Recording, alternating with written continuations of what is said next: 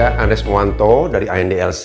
Hari ini saya membahas mengenai bagaimana sih seorang konsultan melakukan proses memberikan jasa solution mereka kepada klien. Atau yang saya sebut sebagai higher problem solving. Kenapa disebut higher problem solving? Karena cara mengupas masalahnya, menyelesaikan masalahnya sedikit berbeda dengan problem solving yang biasa kita lakukan di pekerjaan kita sehari-hari. Kita lihat ya, dari high problem solving ini ada beberapa tahapan. Ya, ini penting sekali Pak. Ya, pertama adalah problem identification. Bagaimana kita mengidentifikasikan satu masalah. Lalu tahapan kedua adalah data analisa. Tahapan ketiga interview dan FGD. Tahapan keempat design solution. Tahapan kelima ada deployment dan tahapan terakhir adalah mengevaluasi. Nah, saya akan kupas satu-satu bagaimana setiap tahapan ini kita lalui. Jadi yang pertama, problem identification. Jadi ketika suatu konsultan sudah dealing dengan perusahaan, mereka biasanya sudah mulai masuk tahapan pertama tuh. Ini lepas dari kick-off meeting gitu ya. Mengadakan pertemuan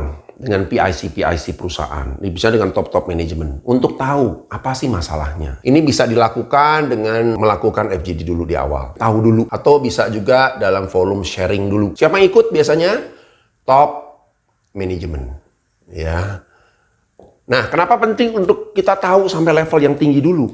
Ya karena terus terang seringkali permasalahan ini kan harus bicara tentang strategi perusahaan ke depan. Strategi arah perusahaannya kemana. Jadi mungkin arah perusahaan yang lebih tajam ya top manajemen yang bisa menjelaskan. Gitu ya, bukan berarti kita tidak menghargai level yang berikutnya. Nah, setelah top manajemen barulah level manajernya. Ini kan bisa usernya ya, user yang meng-hire kitanya. Apa sih kondisinya, apa sih masalahnya sebenarnya? Karena jangan sampai begini, kami pernah pengalaman, sistem sudah dibangun, sudah cukup bagus, tapi problemnya adalah tidak sesuai dengan budaya yang ada di sana. Terjadi, akhirnya sistem itu nggak bisa digunakan dengan alasan, Pak ini nggak cocok. Karena kalau kami budayanya seperti ini. Nah, hal-hal seperti ini sebaiknya bisa dieliminasi di awal. Jangan sampai ada masalah budaya, masalah kebiasaan yang menghambat orang untuk bisa memakai sistem yang sudah kita buat. Ya, ini detail sekali Pak. Berapa lama waktunya? Bisa sekitar 2-3 minggu. 2-3 minggu untuk tahu lebih mendalam, lebih detail apa isinya dan lain sebagainya gitu ya. Nah, setelah kita melakukan proses tadi FGD sharing, ketemulah di sini dengan satu yang namanya framework. Framework itu bicara tentang pemetaan masalahnya ini loh. Oh, ini kondisinya ini. Oh, ada di level ini. Permasalahannya di antar level. Permasalahannya di lintas departemen. Permasalahannya di individual. Permasalahannya di departemen tertentu saja. Tidak semuanya. Oh, permasalahannya pada peraturan perusahaannya dan lain sebagainya. Ya, jadi intinya di sini kita punya framework. Biasanya dipetakan dalam bentuk 9 grid. Ada di mana nih? Oh, di sini dan di sini. Crucial problem. Yang kedua di sini dan di sini. Yang level 3 di sini dan di sini. Misalnya, oh ternyata untuk awal kita ini dulu deh. Karena sebelum ini kan pakai prinsip Pareto ya. Ya, 20-80. Kalau kita selesaikan yang ini, otomatis yang ini bisa ikut ke bawah selesai. Ini selesai. Nah, ini di Pareto ini penting nih. Kalau teman-teman yang dulu pernah belajar Pareto dalam bidang konsultan itu menjadi kunci penting. Karena apa? Kita punya priority. Kita hanya nggak menangani satu masalah kan. Biasanya setiap konsultan di kami minimal punya 3 atau 4 perusahaan yang mereka pegang. Jadi kalau tidak rinci, tidak detail, ini bisa jadi masalah. Gitu ya. Ini tahapan pertama, identifikasi. Framework yang sudah kita siapkan. Lalu yang tahapan kedua, yaitu data analisa. Dari semua ini masalah, ini biasanya paperwork-nya banyak ya. Catatan-catatan, MOM, terus data-data yang mereka sharingkan ke kita, gitu kan ya. Nah, itu biasanya dianalisa di sini. Mulai dilihat, dikupas satu-satu, dikategorikan mana masalah utama, masalah ini. Lalu dari hasil analisa ini menghasilkan apa? Timeline. Karena nanti akan rinci ya. Oh, untuk menguraikan masalah, kita perlu misalnya berapa tahap, berapa aspek ya, berapa hal gitu ya. Ini kapan ya? Oh, tanggal sekian. Ini tanggal berapa ya? Oh, ini tanggal berapa ya? Ini tanggal kapan ya? Oh, ini gimana ya? Jadi begini nanti timeline-nya nih. Dengan semua pemetaan seperti ini, Anda akan lebih jelas menemukan bagaimana proses kita menyelesaikannya. Ini tahapan yang data analisis. Lalu tahapan yang berikutnya adalah mulai interview. Dalam konteks kita membangun sistem, kita nanti akan mulai melakukan interview ke masing-masing departemen. Kalau ini berkaitan dengan departemen-departemen tertentu. Tapi kalau kaitannya hanya misalnya dengan departemen HR, ya kita hanya fokus di HR. Tapi sebagian besar dari pengalaman ya, contoh kalau kita membuat job description. Job description itu bukan urusan hanya di departemen HR. Job description itu adalah urusan di semua departemen. Artinya apa? Kita harus memanggil semua orang di departemen. Kita harus interview mereka. Kita harus FGD, memastikan apa yang mereka kerjakan. Ini contoh ya. Artinya kita sudah masuk ke lintas departemen. Nah, dari interview ini nanti akan banyak masukan lagi. Ternyata masalah yang disampaikan pertama oleh pihak manajemen tidak sama dengan masalah yang dihadapi di bawah. Nah, ketemu tuh nanti tuh. Jadi kenapa ya? Misalnya contoh, ada permasalahan mengenai performance. Ya, yang atas bilang bawahan tidak bisa menunjukkan performance, tidak ada sistem. Lalu ketika ke bawah, ternyata mereka sudah punya sistem, hanya tidak jalan. Nah, ini kan beda lagi urusannya. Daripada kita membangun dari nol dengan sistem yang kita punya, sebaiknya kita analisa dulu sistemnya. Seperti apa sih? Kita kolaborasi dengan mereka. Apalagi kalau itu buatan dari salah satu mereka ya. Kita bisa ajak orang yang ahlinya tadi untuk diskusi. Pak, sebaiknya gimana? Bapak ngerti budayanya. Oh, seneng Pak. Jadi konsultan itu bukan kita harus memaksakan sistem, memaksakan solution yang kita mau, tapi kita mengajak mereka untuk sama-sama berpikir. Kenapa kelebihannya ya?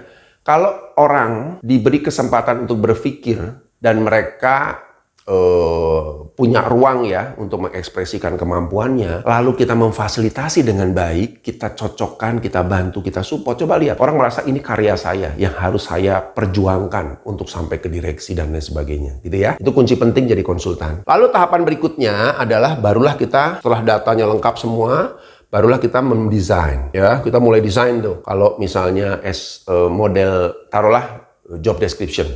Saya susunkan template-nya, sesuai nggak poin by poinnya, ya, apa yang masih kurang dan lain sebagainya. Lalu kalau misalnya kompetensi, ya kan, sudah pas belum kompetensinya, proses cara mengambil datanya seperti ini, dan lain sebagainya. Nah, proses di sini yang lama biasanya, ini bisa 2 man sampai 6 man. Ya, ada juga yang pernah saya lakukan sampai 12 man. Kenapa bisa lama? Atau kenapa kita sebaiknya merancang jangka waktu yang agak panjang gitu ya. Dari pengalaman, problem terbesar konsultan itu lebih karena waktu dari pihak orang-orang di perusahaan ya. Kalau dari sisi kita ada juga tapi kecil. Biasanya misalnya contoh kita sudah siap untuk datang, untuk meeting, untuk melakukan diskusi, tiba-tiba masalah waktu. Pak, kami ada meeting, dipanggil oleh direksi. Nah, itu kan nggak bisa dipungkiri. Ya, kita harus ngikuti proses mereka. Geser lagi waktunya. Nah, itu yang seringkali terjadi di proses di sini ya. Jadi sebaiknya kalau Anda misalnya setelah dihitung secara rinci ternyata hanya 5 bulan, Anda patok di sini 7 bulan atau 6 bulan. Saving waktu. Kenapa? Ini kan patokan ini kan akan menjadi masalah ketika nanti pihak procurement mempertanyakan, Pak, katanya selesai 6 bulan. Kok Bapak sampai 7 bulan belum selesai? Nah, ini jadi masalah lagi nih, gitu ya.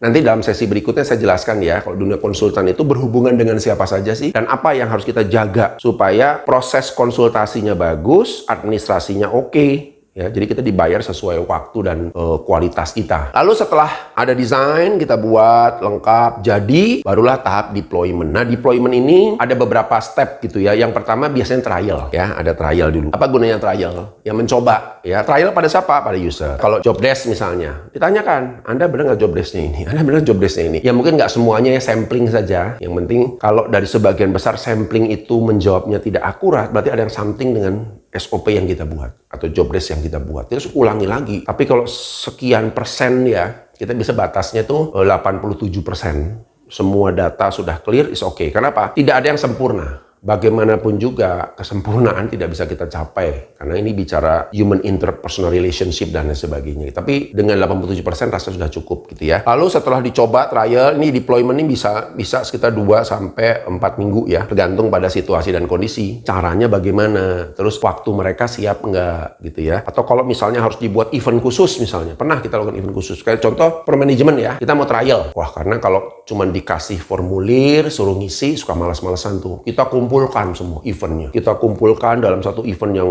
lengkap, lalu mereka diminta untuk manggil bawahan mereka, laksanakan proses pada hari itu, jam itu ya rame-rame. Dan alhamdulillah misalnya hasilnya lebih optimal gitu kan ya. Nah itu. Lalu yang berikutnya, yang terakhir adalah mengevaluasi. Tentunya setelah semua jadi, hasil trial sudah muncul, lalu proses berikutnya adalah mengevaluasi. Kita lihat bagaimana sih hasilnya. Nah, di sini sudah mulai masuk kepada dokumen ya, dokumen laporan ya, dokumen reportnya yang harus lebih lengkap. Ya, nah dokumen report nanti saya jelaskan lebih lanjut ya. Jadi karena kita bidang jasa, satu-satunya yang terlihat oleh klien adalah bentuk report dan hasil kerja kita atau deliverable-nya. Jadi kalau kita membuat report tipis gitu ya, ya nggak menarik lah, asal jadi. Mereka pikir, loh saya udah membayar sesuatu kok cuma dapat ini gitu ya. Kadang-kadang kita perlu juga melakukan yang namanya packaging yang bagus ya, khususnya report. Seperti apa sih yang membuat mereka merasa bahwa oh saya membeli sesuatu, dapat sesuatu juga yang sebanding gitu kan ya. Lalu di Apple Store juga ada yang namanya after sales service. Ini tergantung pada kebijakan MOU kita di awal. Apakah memang kita mensyaratkan meminta ini atau bagaimana ya tergantung dari pembicaraan. Makanya harus rinci ya, berapa lama. Misalnya biasanya kalau kami ada 6 bulan ya, 6 bulan kami akan tetap melakukan perubahan-perubahan minor. Nah ini hati-hati juga nih, jangan nanti berubahnya totally gitu. Kita ada batasan-batasan ya. Perubahan minor tuh apa aja sih? Oh kalau hanya merevisi ini is oke. Tapi kalau ngerubah kompetensi baru, nah ini mesti hati-hati nih. Itu proses bisa panjang dan tidak ada dalam kontrak ya. Nanti saya akan jelaskan bagaimana menyusun MOU yang bagus gitu ya, supaya kita tidak salah kaprah ketika kita bekerja sama dengan klien. Ini kurang lebih yang saya bisa sampaikan. Ya semoga ini bermanfaat buat teman-teman yang sudah mulai berpikir bahwa oh iya ya,